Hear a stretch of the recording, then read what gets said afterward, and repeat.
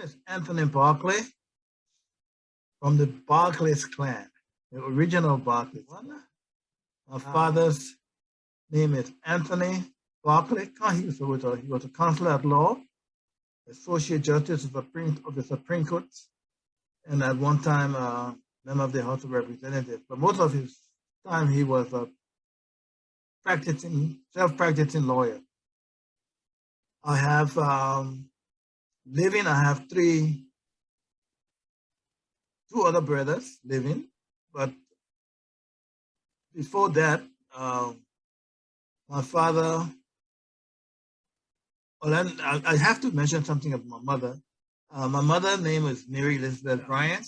My father had originally had 6 children. Dr. Edwin Murray Barclay, Mr. Ernest Barclay, Bishop May Barclay Roberts, Mrs. Elizabeth Barclay Cooper, Mr. Gerald Barclay, and Dr. Emmanuel Barclay. The only ones that are alive right now is Mr. Gerald Barclay, Dr. Emmanuel Barclay, and myself. Okay, I come from a long line of Barclays. My grandfather, Arthur Barclay, came to Liberia when he was 11 years old. And records show that he was very smart, was humble. He sold salt in Monrovia and graduated from Liberia College. His father's name was Anthony Barclay, and Anthony Barclay didn't live very long after their arrival in Monrovia. My stepmother's name, or my grandmother's name, was Sarah Byrne, Bourne. I think that's the name. But I've been in Liberia for quite a while, and I've had my education in and out of Liberia. I'm very passionate, as someone may have said, about Liberia. I feel there's so much needs to be done for our country. And I'm getting old now, so I've joined other people in trying to do a couple of things. But in a nutshell, that's me. I have on the educational side, I have a doctorate degree in urban and regional planning with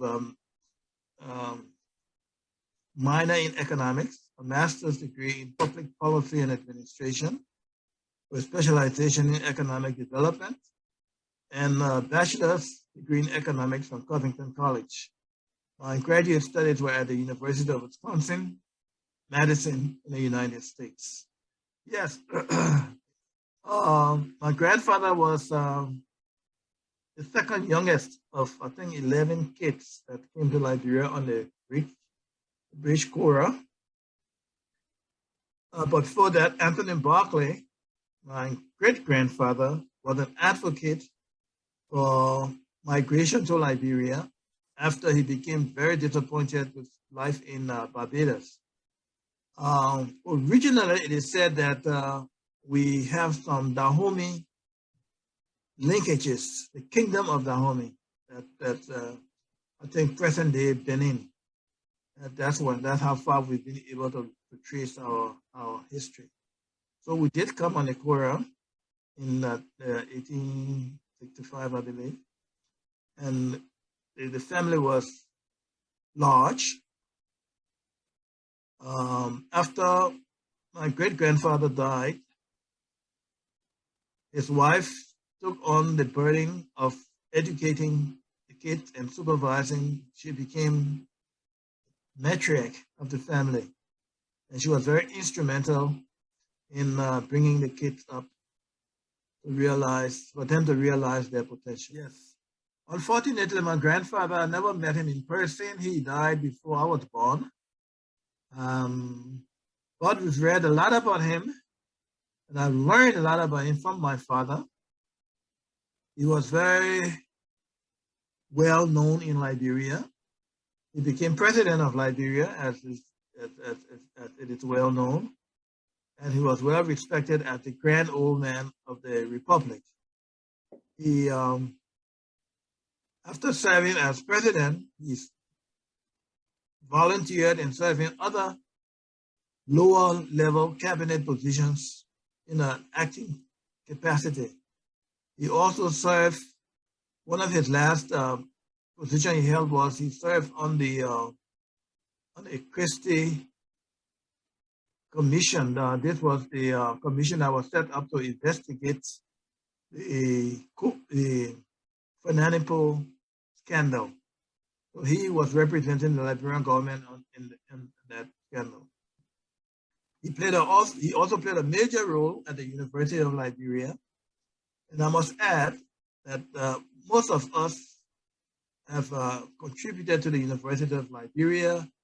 I have my eldest brother, Dr. Murray Barclay. He was the dean of the medical school at the College of Medicine.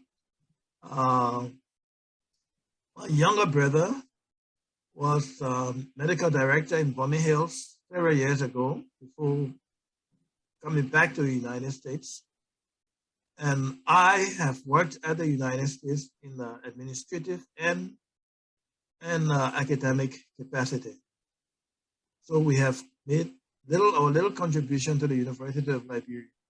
I graduated actually from Cottington, but it didn't matter. We look at Liberia as an entity of which we can make our contribution. Yeah, EDWIN Barclay was the son of Ernest Barclay. Ernest Barclay was the brother of Arthur Barclay, my grandfather. So that's the connection, that Ernest's father, Ernest, was my cousin, so to speak, because his father was my grandfather's brother, Ernest. And Ernest was Secretary of State at one time. Ernest was Secretary of State at one time. EDWIN, as it's well known, was very astute and I would say smart. I understand he wrote the patriotic song, "The Don't Start Forever," when he was 19 years old. He grew up and distinguished himself academically, as well socially and politically, rising to the position of president. And he served, I think, for two terms for president. And there were so many challenges that he had to deal with. And in most cases, he dealt with them successfully. One thing he's widely known for, he was very instrumental in safeguarding Liberia's sovereignty when the French, the British, and the Americans at one time wanted to deprive Liberia of this hard-won sovereignty. But through his diplomatic skills and ingenuity, we understand that Liberia was able to overcome the challenges, and Liberia's sovereignty was attained. Elizabeth Barclay Cooper, she spent most of her life in the diplomatic field with her husband, His Excellency Mr. Cooper, and she participated in a lot of social activities and was a supporter of educational pursuits for the young folks. And I'll move on to, she has a couple of kids too, that's all over the world right now. They're all doing well, to the best of my knowledge. Then my sister May Barclay, she married Mr. Roberts, Charles B. Roberts. And later on in life, she became religious and very religious, and she became bishop of the Fifth Healing Temple of Jesus Christ.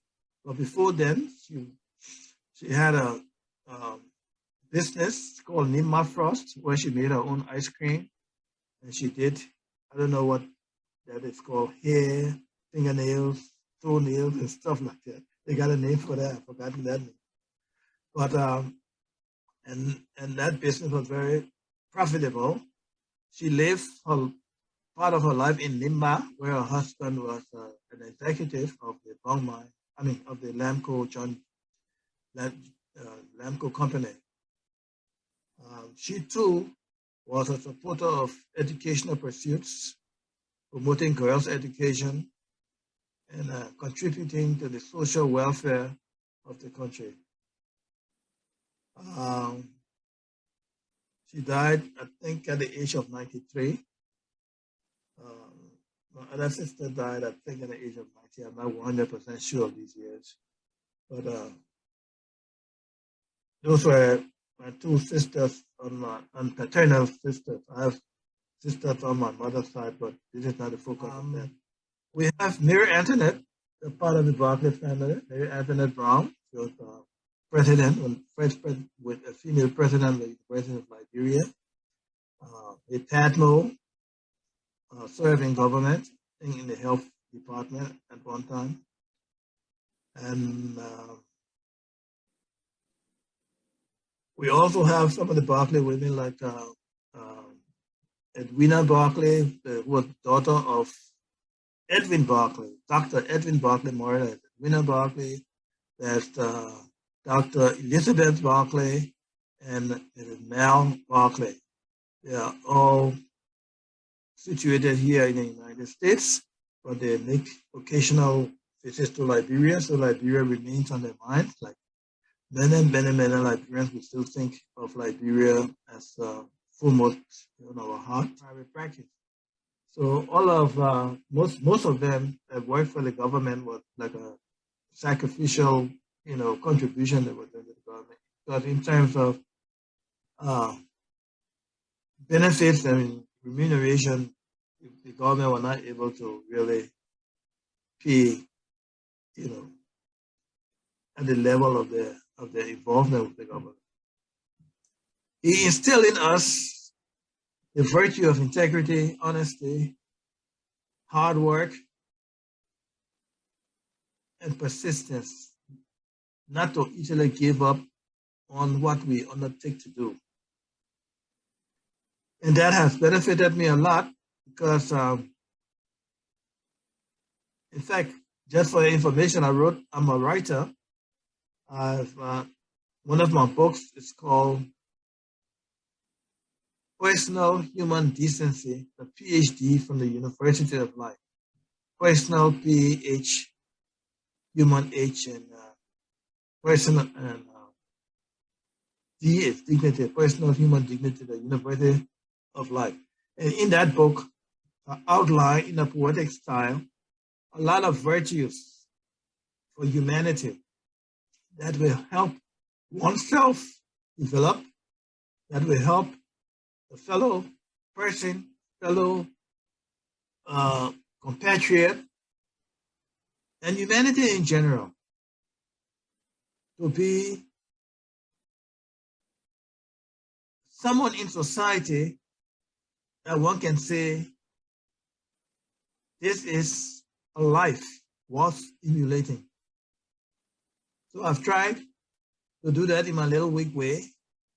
There have been challenges, of course, a lot of challenges, but because of that background, we persevered and we have been able to come thus far. Now I'm 71, I don't know how far we'll go. But I'm trying, I'm still struggling on and working with other people to promote patriotism for Liberia, because that seems to be missing in our society. Or people don't understand what it means or what it requires. So I've partnered with other people and we have written books, we've participated in different other kinds of programs and invited other patriots with like mind to lift Liberia up, to make Liberia the land of liberty with justice and justice for all, So we've lost so much along the way, in our historical development, but there's still hope, a lot of hope that we think we can use to further the development of our country. Yes, one of the things I didn't tell you before, we lived in Painesville most part of our life, and my father had a large house. During those years, in the 50s, you could consider it as a mansion. It was built when the road, going the Painesville Road, going to Monrovia was still dirt. So that's how far. We were reared with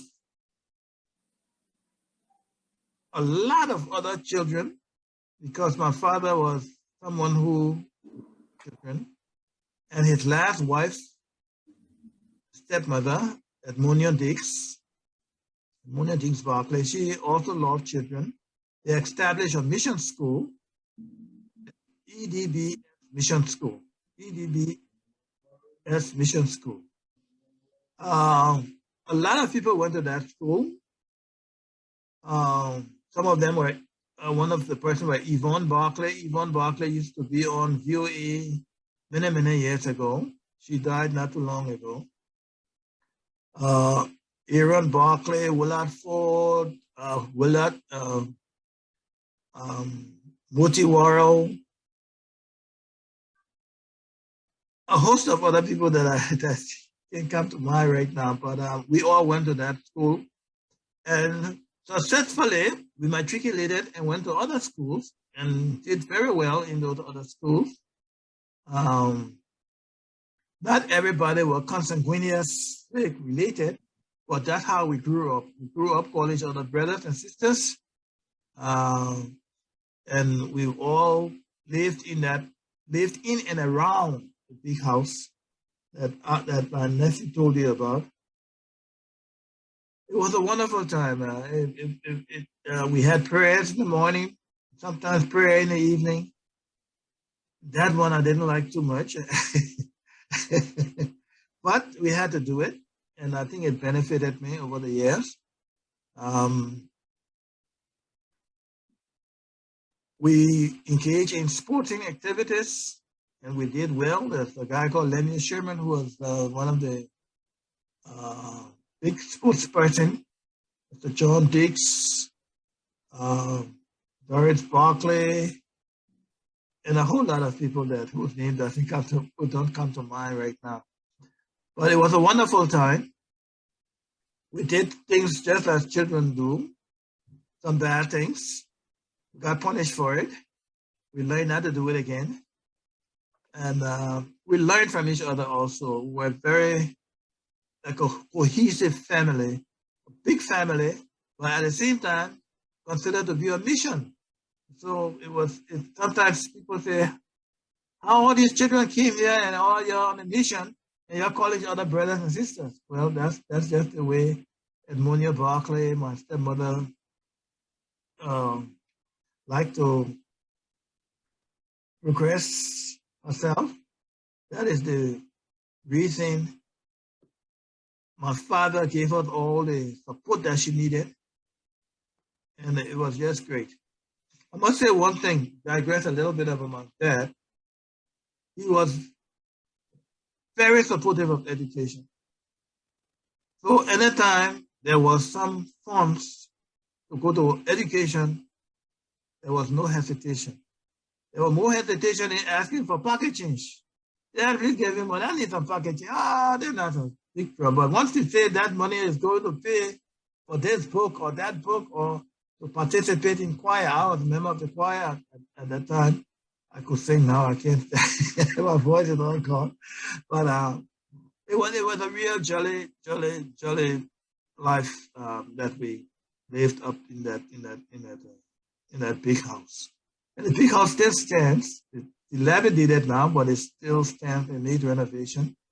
And I think my brother, Dr. Emmanuel Barclay, my nieces, Mel, Tita, Elizabeth, Dr. Elizabeth Barclay, and Edwina, and Anthony, another Anthony Barclay. We call him Tony, though. I'm sure they will take up that. rejuvenating, resuscitating, renovating the house to his former glory. I think he was a very good parent, very good parent. He didn't hesitate to chastise us when he felt we were wrong, even though we thought sometimes we were not wrong, but he tried to chastise us anyway. He played the piano and tried to teach us in his spare time how to play the piano. I never learned that. But he involved himself in the daily lives of his children. He never turned anyone away who wanted to ask questions. One day I can remember I wrote him a letter when I was disgruntled about certain things. And being who he was, he said, the first thing you didn't date your letter. I said, look at this guy. I'm raising my heartfelt concerns that he tells me about date. But he was a lawyer. And these were some of the technicalities that and I've never forgotten that, though. I always did everything I do right now. So that was something that he instilled in us. And I think it was great.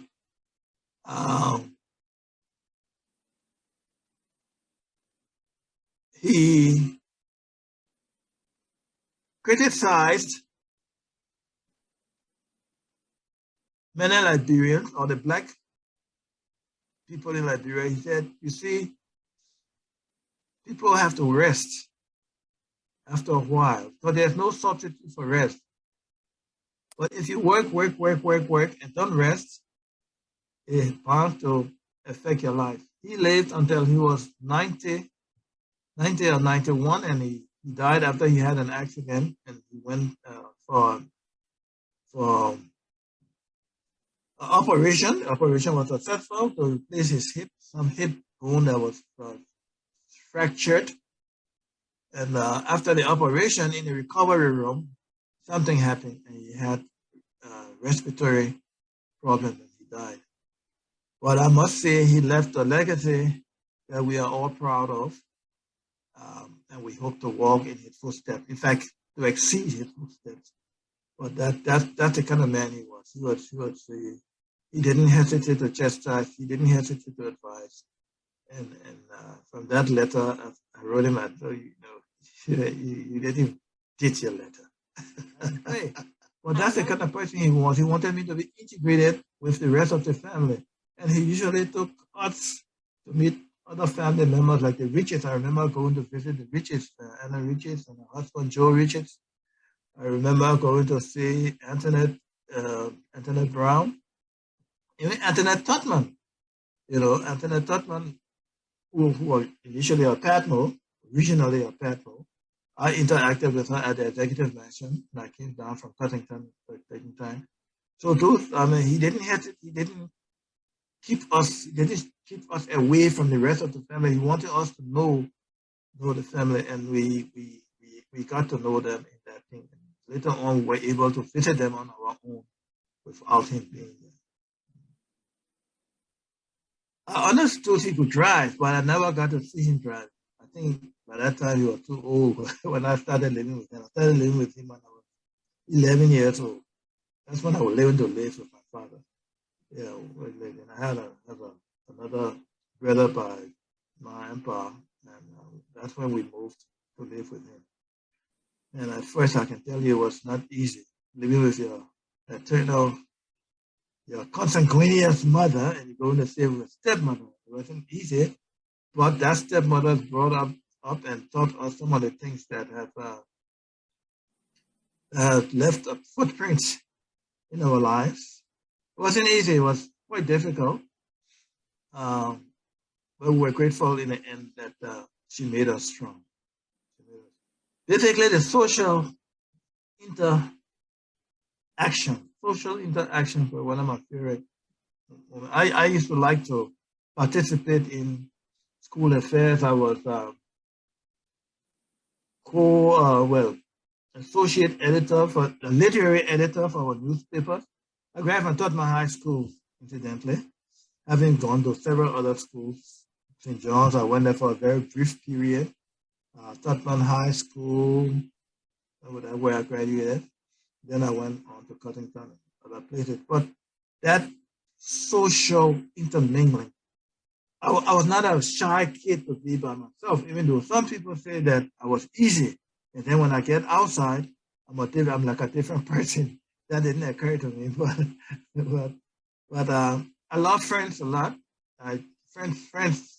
I have a lot of friends, good friends, and so that's one of the things I always look forward to: being with my friends, associating with my friends, learning from my friends, imparting my knowledge to my friends, and just getting together, having fun, drinking, of course. Yeah, I used to drink. And I enjoyed it. And the girls were part of my life. I sometimes they called me Playboy. I didn't think I was though, but that's what they call me sometimes. And I had a lot of ladies in my life once upon a time, and I thank all of them because all of them contributed to what I, in one way or another. Judy Bryant, Judy Bryant was interim president of Liberia at one time. Real Dempster, my classmate, Mr. Galima Besa, Mr. Lawrence Yates, so many others that Joseph Chalawoyan, Bashel Smith,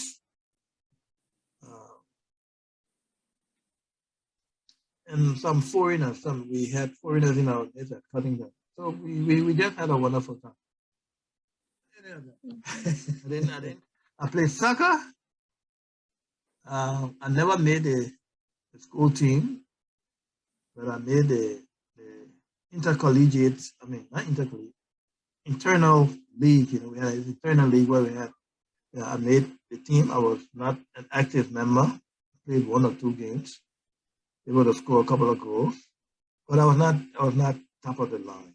I played badminton, played volleyball, and I tried track. All of them, I was not a star. Far from that. But I loved doing it, I loved participating. I loved the competition. And then when we get through, we go and have a couple of drinks and get ready for the next day for school or whatever comes. Oh, my experience in coming to the United States to study is one of the highlights of my life. I'll tell you a little story. When I came to the United States, I had my foster sister, her name was Yvonne Barclay. She lived in Manhattan in a penthouse. And I was able to get from the airport directly to her house. She was surprised. How did you do that? I said, it's nothing. I just, in Liberia, I read a lot. So I was acquainted with this American stuff. I acted like the people that came here. And so it was easy for me to take a taxi and go straight to her house. But it was a very enlightening experience for me. I came to the United States as a result of a scholarship that I got from USAID. And I went to the University of Wisconsin. At Wisconsin, first cultural shock. Well, I don't know if it's part of the culture, but the social life there was a little difficult for me to merge into. And Wisconsin, Madison especially, it's a college town, even though it's the capital of the state. So you go to the bars, you see people reading. And I said, what is this?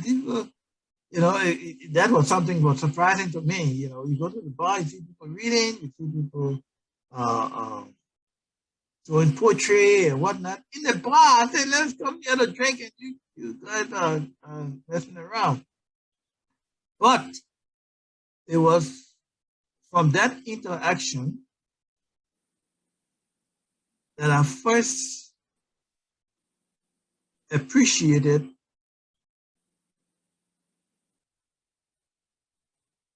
the intricacies of education. I was in the bar one day and somebody asked me, "What are you doing here?" I told them, I'm a PhD student that after, of course, after the UC scholarship, I had gone home and I come back to my second trip. And I'm a PhD student and I'm doing this and, talking a lot about myself and my desires and my visions for the world. And this guy, he looked like he was a drunk, but he said, "Well, I got my PhD. You just trying to get yours." I said, "Really? What discipline?" He said, "My PhD is personal human decency."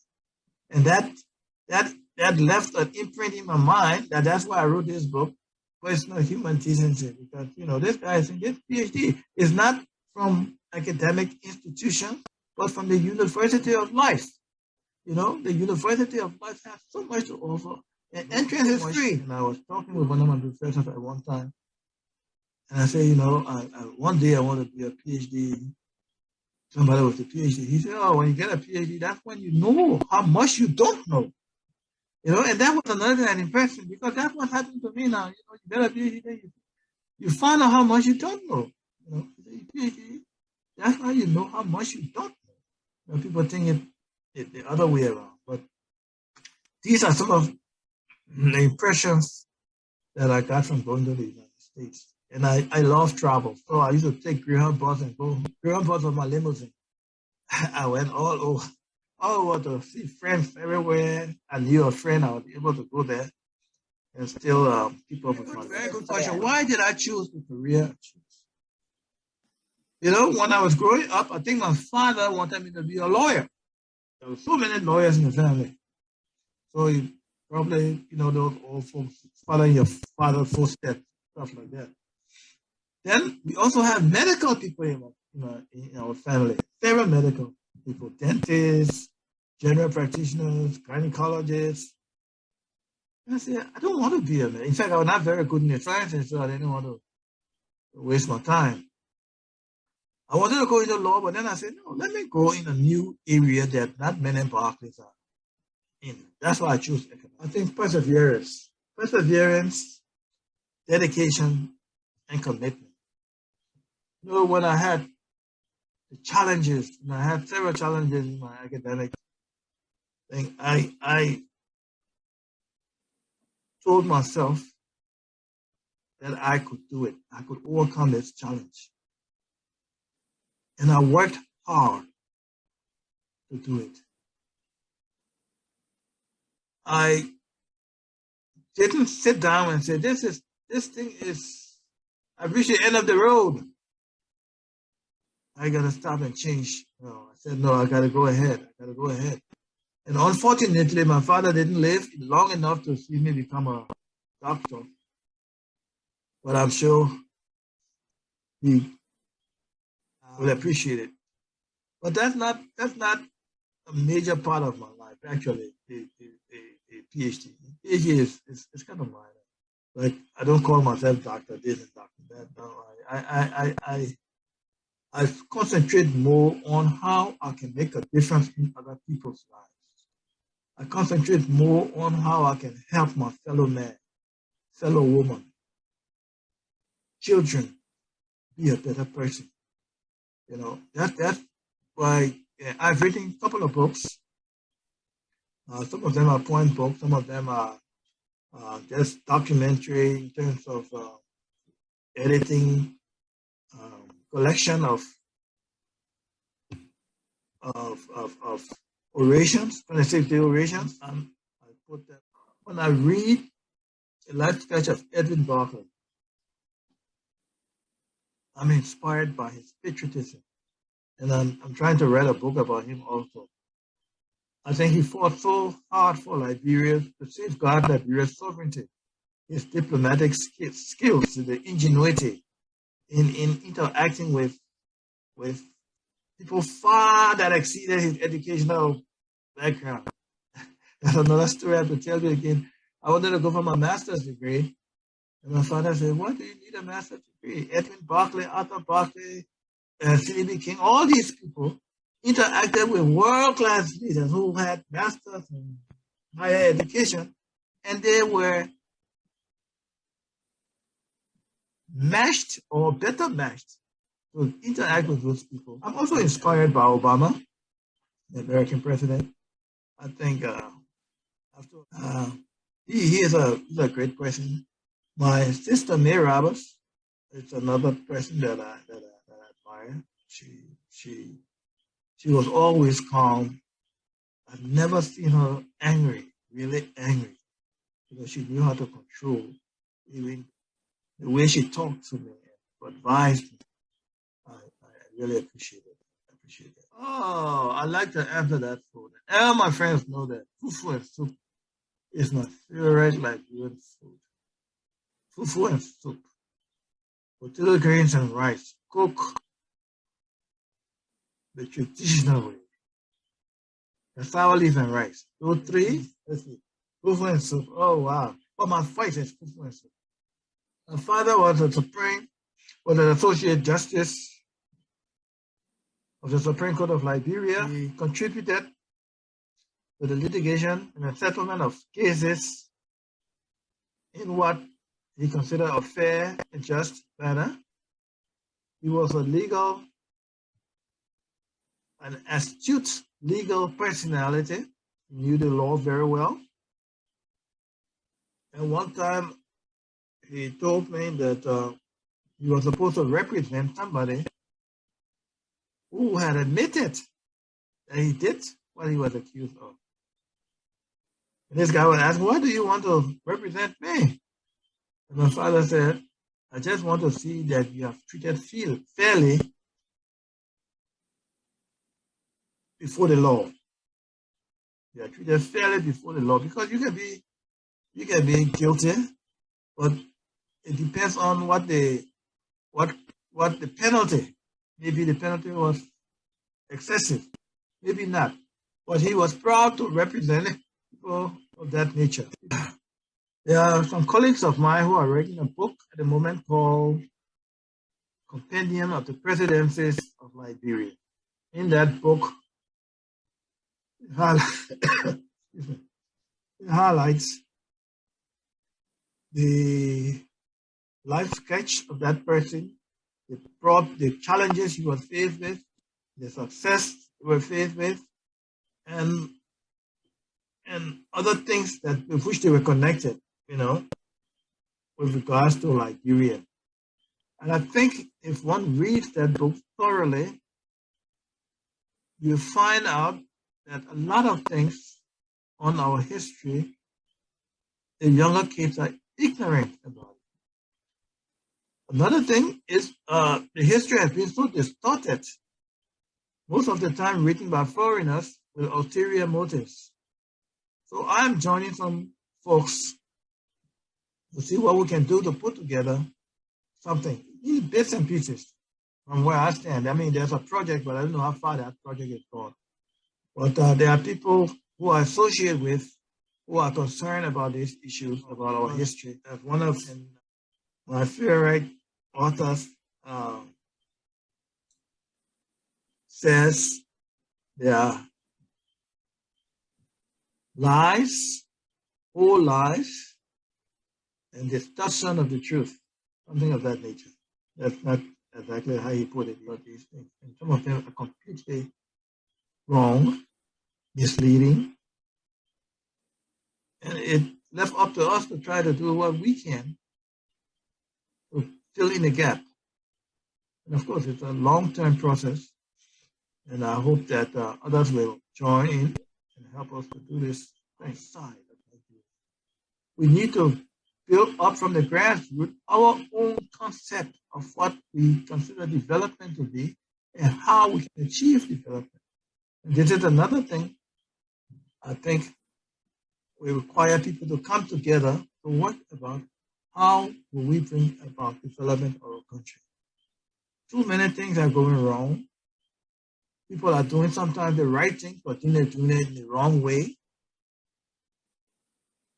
But we can't throw our hands up in the air because this is Liberia, the only country we have. So I'm dedicated to that kind of venture, and I'm trying my best to associate with those of like mind, and all these things enlightens Liberia. All these things educate Liberians, and not only Liberians, Liberianists, those who study Liberia, those who are interested in Liberia. And so your efforts are most applauding, and thank you very much. And I appreciate you identifying me as one of your interviewers, or interviewees, I should say. Yeah, thank you so much.